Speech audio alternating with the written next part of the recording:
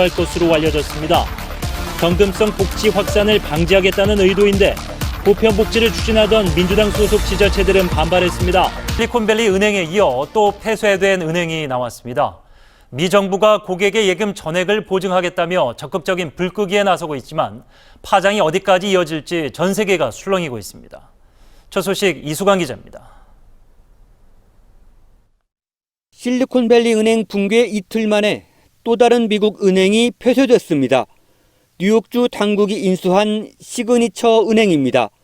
이 은행 예치금은 885억 달러, 한화 117조 원에 이르고 예치금의 4분의 1이 가상화폐 부문에서 나왔습니다.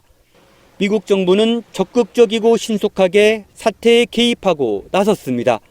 실리콘밸리 은행에 고객이 맡긴 돈을 보험 대상 한도와 상관없이 전액 보증하기로 했습니다. 시그니처 은행에 대해서도 비슷한 대책을 마련했습니다.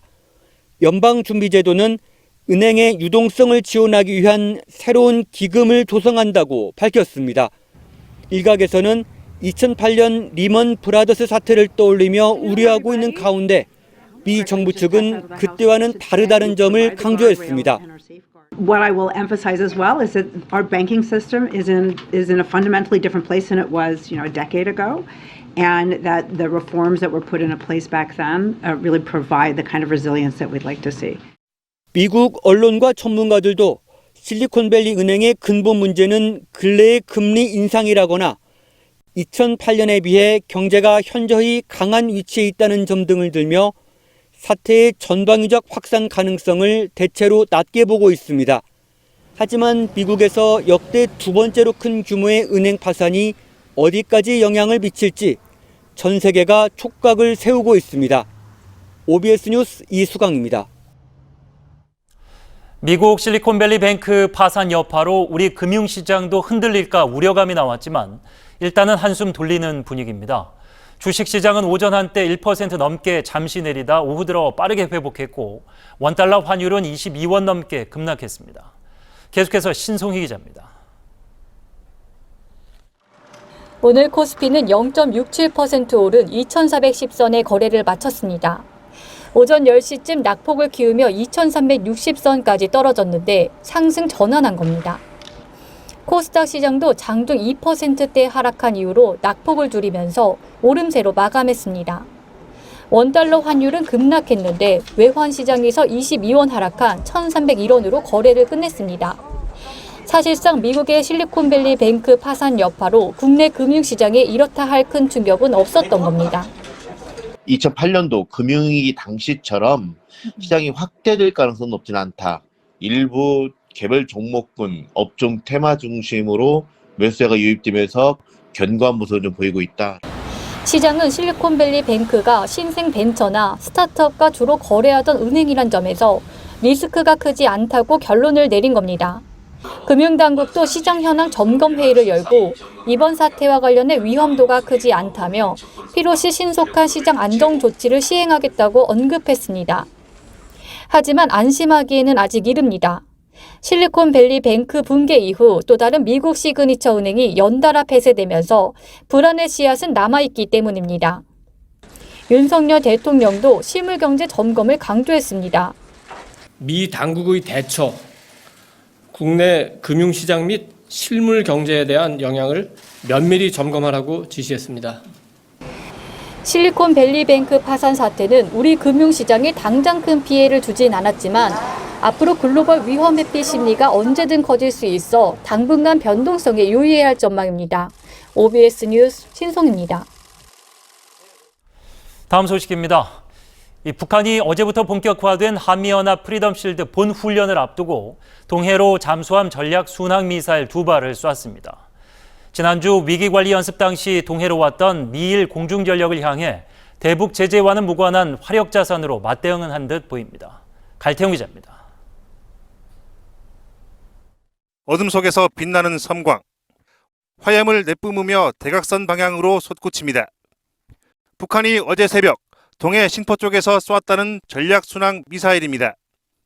팔자형 궤도로 1,500km 거리를 2시간 이상 비행한 뒤 표적을 맞췄다는 주장입니다. 북한이 잠수함에서 미 토마호크와 같은 저고도 순항 미사일을 발사한 건 처음입니다. 지난주 위기 관리 연습에 맞춰 동해로 왔던 미일 항공전력을 겨냥한 듯 보입니다. 실제로 미사일은 북한 동해 상공을 선회한 것으로 파악됐습니다. 現時点において我が国の排他的経済水域や領域への飛来は確認されておらず、また関係機関からの被害報告等の情報は確認されていません。 한미는 북한에서 내놓은 재원이 과장됐다고 보고 있습니다. 비행거리가 우리 관측치와 달랐고 핵탄두를 싣는지 여부도 불투명하다는 판단입니다. 북한이 발표한 내용과 우리가 파악한 것은 사실과 다른 부분이 있습니다. 그래서 북한의 내용이 전부 맞는 것이라고 생각을 안 해줬으면 좋겠고요. 그러면서 24시간 감시로 탐지, 요격이 가능하다고도 자신했습니다. 문제는 순항미사일이 국제사회 대북제재 대상이 아니라는 사실입니다. 그야말로 자위권 명목으로 대놓고 한미일을 향해 날려보낼 수도 있다는 의미입니다. 그럼에도 한미는 핵 탑재를 단정할 수 없다며 제재 위반 여지조차 두지 않았습니다. OBS 뉴스 갈태웅입니다. 국회에선 야당이 정부의 일제 강제징용 해법에 대한 긴급 현안 질의를 단독으로 진행해 정부안 철회와 일본의 사과를 촉구하는 결의안을 채택했는데요. 강제징용 피해자 양금덕 할머니도 참석해 대통령에게 옷 벗으라고 하고 싶다며 정부안에 강한 거부감을 드러냈습니다. 이어진 기자입니다. 박진 외교부 장관과 국민의힘 의원들이 불참한 채 열린 국회 외교통일위원회 전체회의. 참고인으로 출석한 양금덕 할머니는 정부안에 동의할 수 없다고 거듭 강조했습니다. 나는 절대 금방 굶어 죽은 한이 있어도 그런 돈을 안 받으랍니다. 마음 편하게 하고 살아야 한디 이건 뭐예요? 나 대통령 옷 벗으라고 싶소. 다른 강제징용 피해자 2명도 오늘 오전 반대 의사를 밝히는 내용 증명을 재단 측에 보냈습니다. 민주당은 정부안의 법적 문제를 파고들었습니다. 피해자들의 의사에 반해서 제3자 변제를 할 수 없게 한 법조항을 근거로 들었습니다. 정부의 외교적 조치에 대한 비판도 잇따랐습니다. 전범기업의 손해배상 의무를 명시한 과거 대법원 판결을 정부 스스로 후퇴시켰다는 겁니다. 일본 정부의 입장에 동조하고 있다라는, 마치 우리나라 대법원 판결이 뭘 잘못된 것이냐, 지금 거기서부터 이게 지금 꼬이기 시작한 겁니다. 야당은 정부안 철회를 촉구하는 결의안을 의결했습니다. 국민의힘은 정부안이야말로 현실적 대안이며 대법원 판결에 위배되지 않는다고 반박했습니다. 한일 청구권 협정과 대법원 판결을 모두 충족할 수 있는 유일한 방안으로 해결의 시작일 뿐 결코 종착역이 아닙니다. 또 오는 16일 한일 정상회담에서 일본으로부터 정부안에 상응하는 조치를 얻어낼 계획이라고 설명했습니다. OBS 뉴스 이여진입니다. 지금 용산 대통령실에선 윤석열 대통령이 새 여당 지도부를 초청해 만찬을 함께하고 있습니다. 집권 2년차 윤 대통령은 국정 운영의 성과를 위해 당정 간 원활한 소통과 협조를 당부할 걸로 보이는데 취재기자가 나가 있습니다. 김민주 기자.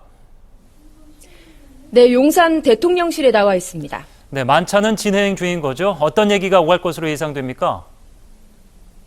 네, 오후 6시 반쯤 시작했으니까 1시간 정도 지났습니다.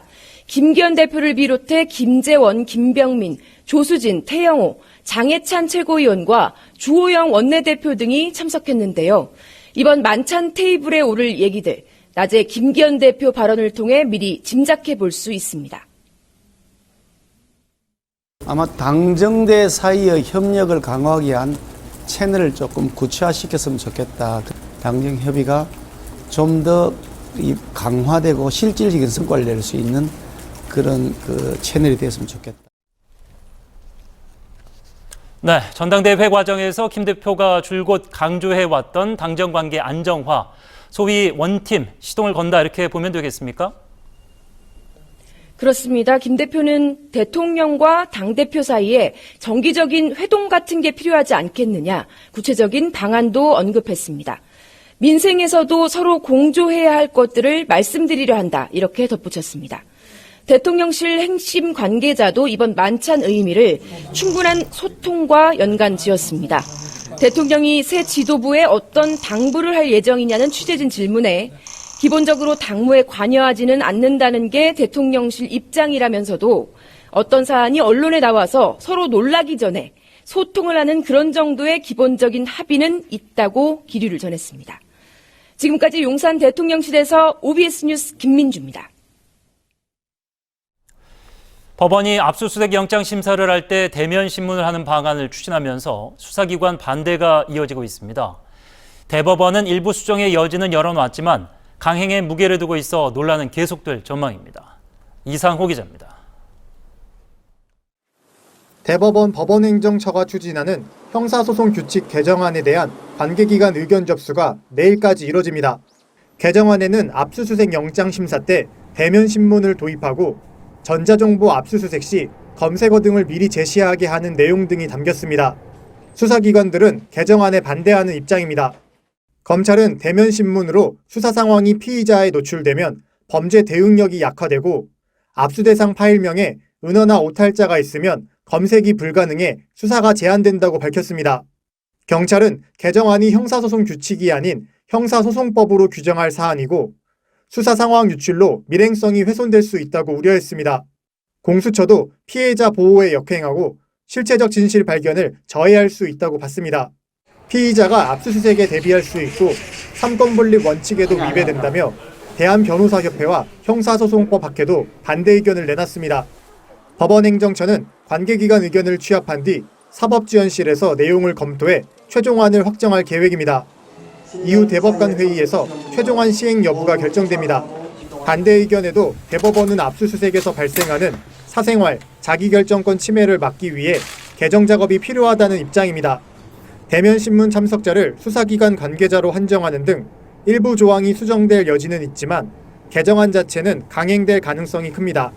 OBS 뉴스 이상호입니다.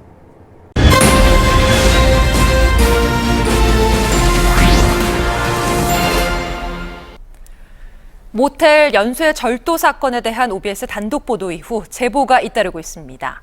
후속 취재 결과 황당하게도 경찰에 2번이나 잡힌 범인은 계속 똑같은 범행을 이어간 것으로 드러났습니다.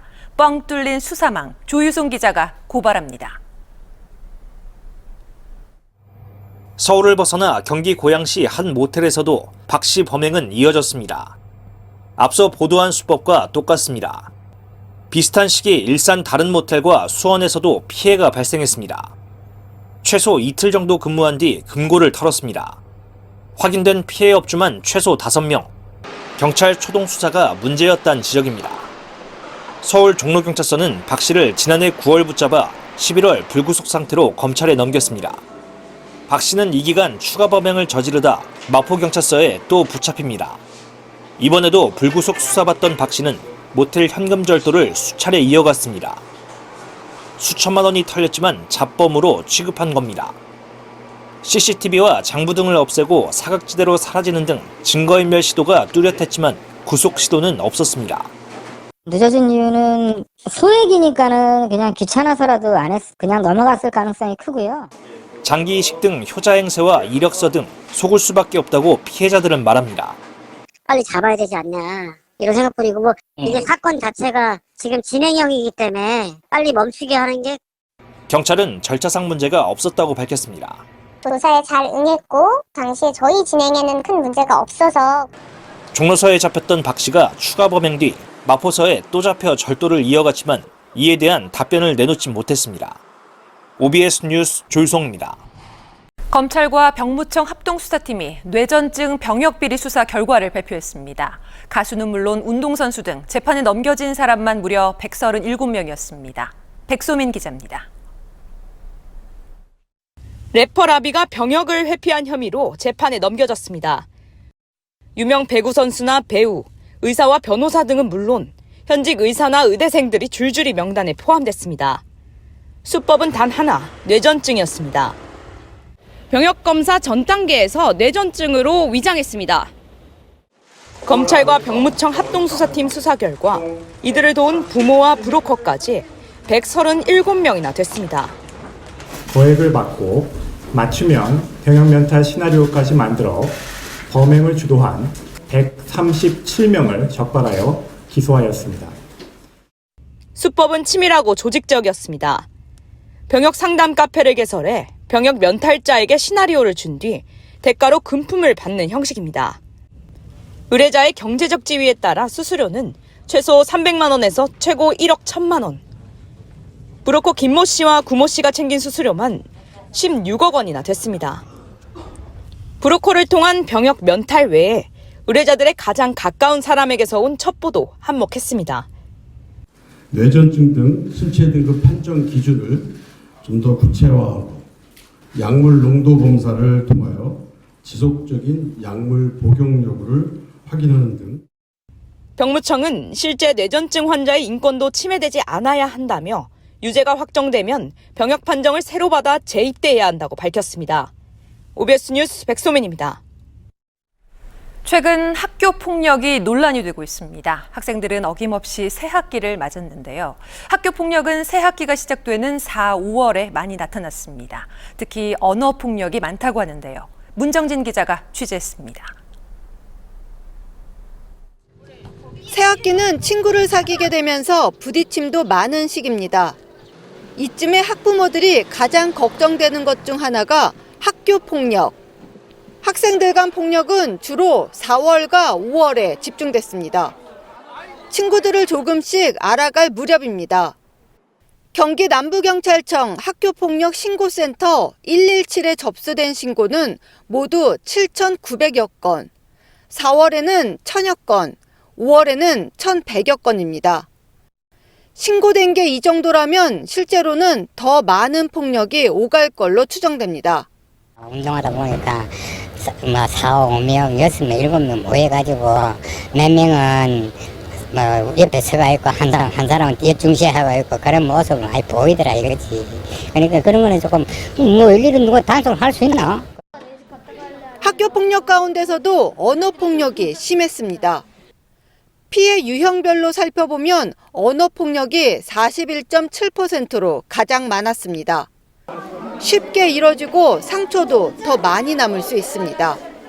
아무리 친구 사이여도 친구끼리 싸울 일도 많으니까 말 좀 조심히 서로 말을 먼저 하기 전에 생각을 하면서. 사소한 말 한마디가 폭력이 될 수 있다는 걸 인지하는 게 중요합니다. 언어 폭력이 우리가 일상적인 대화를 할 때에도 상대방한테 불편감을 주는 표현을 하지 않도록 주의할 필요성이 있는 거예요. 전문가들은 사회적 경각심과 공감대가 먼저 선행돼야 할 과제로 보고 있습니다. OBS 뉴스 문정진입니다. 헌법재판소가 다음 달 이상민 행정안전부 장관 탄핵 사건의 변론을 위한 준비기일을 열고 이 장관과 국회 양측의 의견을 듣기로 했습니다. 헌재는 변론 준비 절차 기일을 다음 달 4일 오후 2시로 지정하고 피청구인인 이 장관과 법률 대리인, 탄핵을 청구한 국회 측에 통지했다고 밝혔습니다. 준비 절차 기일은 변론에 앞서 양측 대리인이 출석해 쟁점을 정리하는 과정으로 청구인과 피청구인이 본격적으로 맞붙는 변론 기일은 추후 별도로 정합니다. 국회는 지난달 재난 예방 대응과 관련한 헌법 위반, 국가공무원법 위반 등을 이유로 이 장관 탄핵 소추안을 가결했습니다. 노동조합원 절반 이상의 요구가 있거나 노조 내 횡령, 배임 등 행위가 발생했을 경우 노조 회계 공시를 의무화하는 방안이 추진됩니다. 국민의힘과 정부는 노동조합 회계 투명성 강화 방안으로 노조나 산하 조직은 노조 회계 공시 시스템을 활용해서 규약, 조합원 수, 결산 서류 등을 자율적으로 공시하도록 하겠다고 밝혔습니다. 노조 회계 공시와 세제 혜택을 연계하는 방안은 관계부처 간 협의를 통해 조속히 추진하기로 했습니다. 경기도 일부 지자체들이 보편적 난방비 지급을 약속했습니다. 그런데 정부는 현금 지급을 우려하고 있습니다. 국비 지원 때 불이익 방침도 세웠는데 또 다른 논란이 예상됩니다. 윤종화 기자입니다. 난방비 급등으로 나온 지자체 대책은 지급입니다. 이 중 보편 지원을 결정한 경기도 지자체는 모두 5곳. 파주와 평택, 광명, 안성시는 세대당 5만 원에서 20만 원씩 지원합니다. 안양시는 개인별로 5만 원씩 지원합니다. 화성시 등도 난방비 보편 지원을 검토하고 있는데 중앙정부의 제동이 걸렸습니다. 지원 자체가 현금성 복지라는 겁니다. 불이익도 뒤따를 수 있다고 경고했습니다.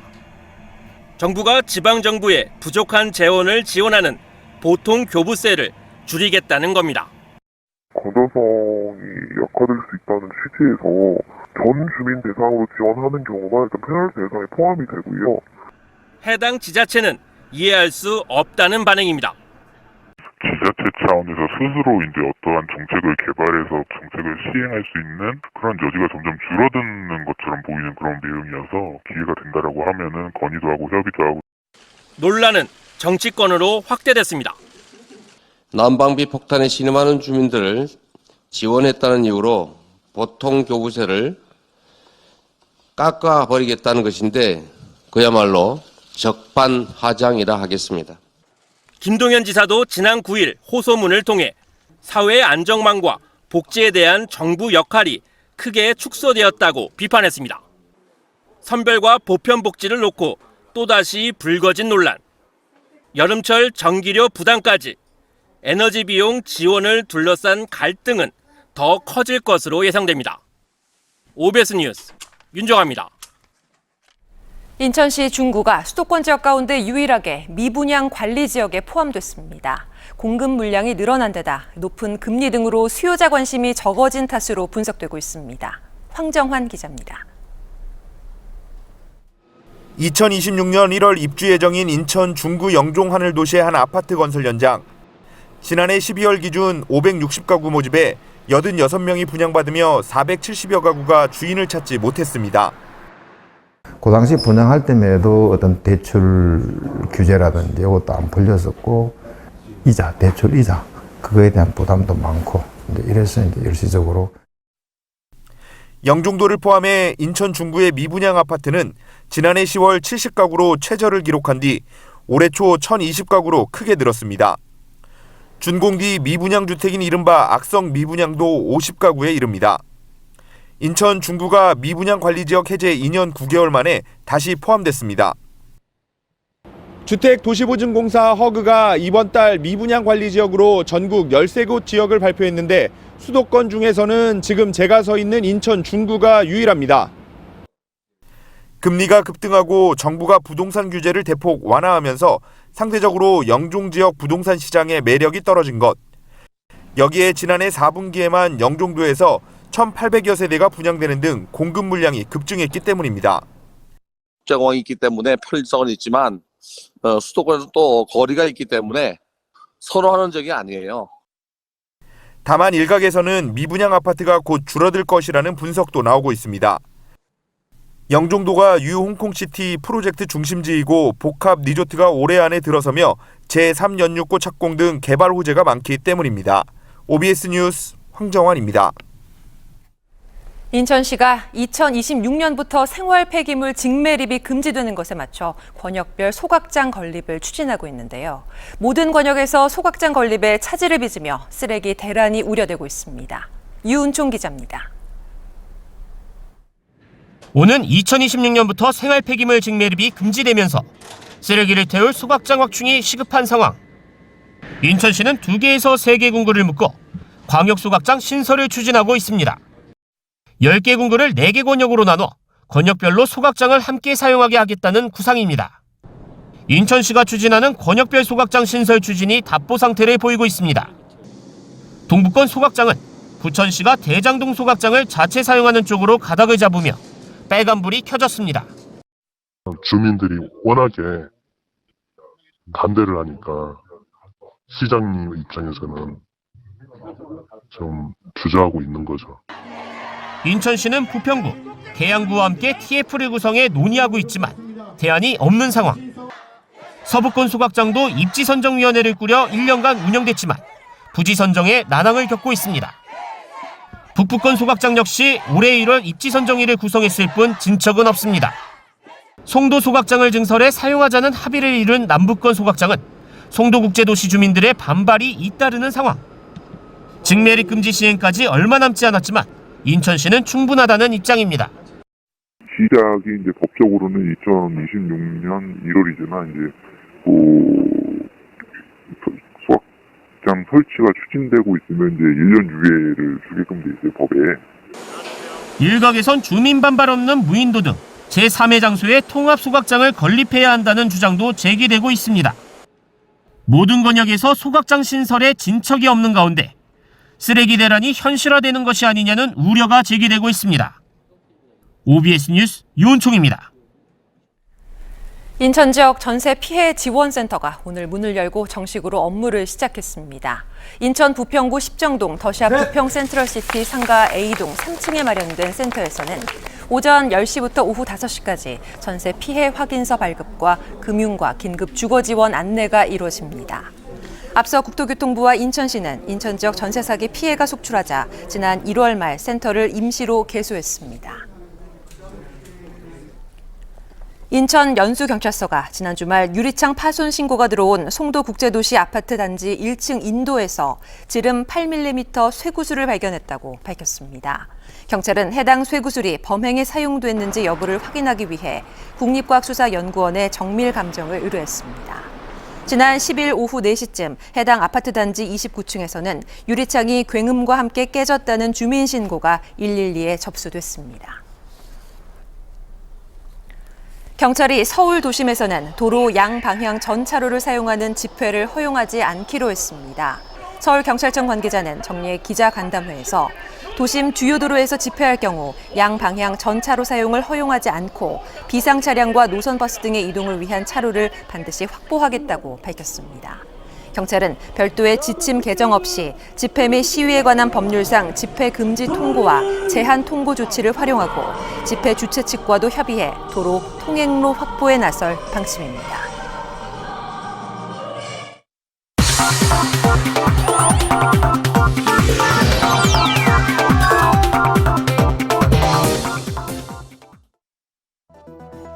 동작대교 2번 갔다고 했어요. 몇십 번씩 손목을 그었어요. 아버지가 검사다, 돈과 권력 많다, 이런 얘기 떠들고 다니면서 자기들이 이길 거라고 얘기하는 걸 들으면서 불안했어요. 이 피해 학생은. 얼마나 고통스러웠으면 또 그 모습을 지켜봐야만 하는 부모 심경은 어땠을까? 국가수사본부장에 임명됐다 낙마한 정순신 변호사 아들 학폭 피해 진술은 그간의 언론 보도보다 위중했습니다. 결국 피해 학생이 학교를 떠났죠. 왜 피해를 인정받고도 떠나야 했을까? 빨갱이, 적폐 이렇게 부르는 게. 아니 어른들은 그게 폭력입니까? 폭력이죠. 저는 너무나 일상적으로 사용되는 언어라고 보는데요. 그 부분을 그렇게까지는 문제 삼지 않았습니다. 거기까지. 빨갱이 또는 돼지라 부른 건 장난이었다는 정 변호사 아들의 말과 무엇이 다릅니까? 피해 학생이 당시 피해 사실을 말했을 때 학교 반응이 어땠을까? 그렇다 보니 해당 학교가 아닌 이상 더 냉정한 건 어쩌면 당연한지도 모르겠습니다. 학생이 반성을 했다. 네. 라고 그렇게 얘기를 하니까 네, 반성한다라고 심의기구에서 판단합니까? 일단 심의기구에서는 만장일치로 삭제를 그런 일이 없도록 하겠다는 그런 내용이 있습니다. 학폭 기절을 확인한 후에 1점 감점이 되었고 당락에 영향을 미치지 못했을 것이다. 이렇게 언론 기사가 나왔습니다. 점수를 확인해 드릴 수는 없습니다만 저희가 할 수 있는 최대 감점을 했음을 말씀드립니다. 자, 반성한다 말했던 이유로 강제 전학간 학교에선 과거 이력을 생활기록부에서 지워줬고 대한민국 최고 명문대에선 그 이력 참작해 최대한 감점했지만 합격했다며 실력을 인증해 주었습니다. 네, 국민적 공분으로 커져 당황스러운 마음 이해됩니다. 하지만 교육자이시지 않습니까? 부조리한 현실에 도의적 책임조차 지지 않으려 안간힘 쓰는 모습. 이것이 학교 현장이 학교 폭력을 대하는 민낯이자 가해자들이 반성 없이 꿈을 키울 수 있는 이유이지 않느냐는 지적. 어떤 논리로 피할 수 있겠습니까? 당시에 학폭으로 학교에서 이렇게 보호를 받고 있는 아이들이 몇 명이나 됐습니까? 모릅니다. 중요한 것은 그 결과를 문서를 받지 못했습니다. 통보도 받지 못했고요. 중요한 것은 강원도에서 통보했다라고 확인했다라는 사실이고요. 지금 그 정순신 아들이 대학교에 재학 중입니까? 휴학 중입니까? 혹은 저희가- 자퇴했습니까? 제가 확인드리기에는 범위가 벗어나고요. 모른다, 알지 못했다, 말할 수 없다. 그렇다면 방법은 하나지 않겠습니까? 왜 피해 학생이 학교를 떠나야 했는지, 성적 좋았던 피해 학생이 왜 가해자도 당당하게 들어간 대학 못 들어간 건지, 또 학교 폭력 징계받고도 탈 없이 졸업한 학생이 3년간 60명. 그들 덕분에 누가 탈을 입었는지 가려내야 온당하지 않겠습니까? 학폭의 결말은 사필 규정이어야 합니다. 이제라도 학생을 지키지 않는 학교를 바로잡기 위한 조치를 촉구합니다. 앵커 포커스였습니다.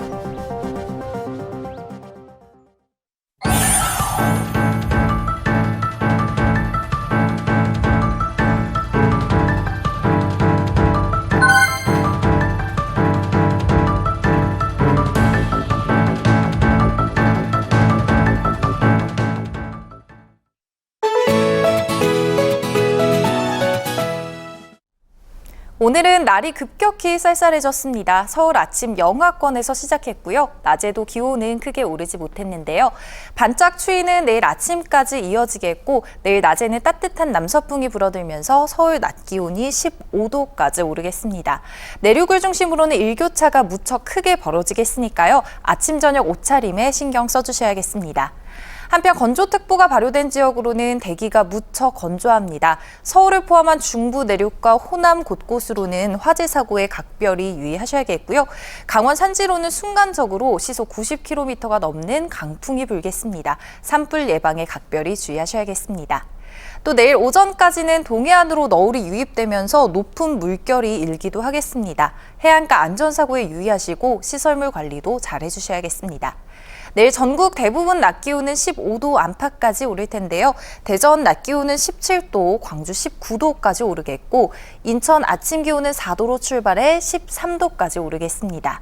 경기 북부 지역 포천 낮 기온은 14도, 경기 동부 지역 남양주 15도까지 오르겠고요. 경기 남부 지역 낮 기온은 15도에서 17도 사이에 머물겠습니다. 바다의 물결은 최대 3.5m까지 높게 일겠습니다. 모레에는 경기 북동부와 영서로 비 예보가 들어있고요. 당분간 일교차는 크겠습니다. 날씨였습니다.